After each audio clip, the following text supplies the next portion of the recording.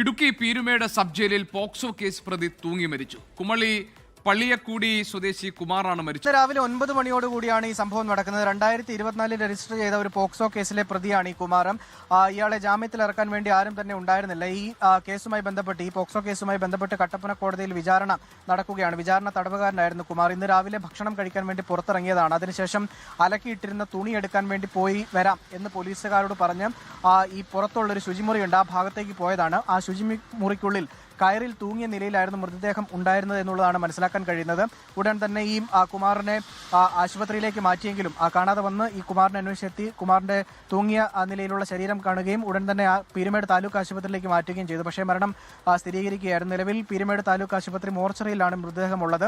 ഇതിലേതെങ്കിലും തരത്തിൽ പോലീസ് ഉദ്യോഗസ്ഥർക്ക് വീഴ്ച സംഭവിച്ചിട്ടുണ്ടോ, ജയിൽ ഉദ്യോഗസ്ഥർക്ക് വീഴ്ച സംഭവിച്ചിട്ടുണ്ടോ എന്നടക്കമുള്ള കാര്യങ്ങൾ വിശദമായി പരിശോധിക്കുമെന്നാണ് അധികൃതർ അറിയിക്കുകയും ചെയ്തിട്ടുള്ളത്.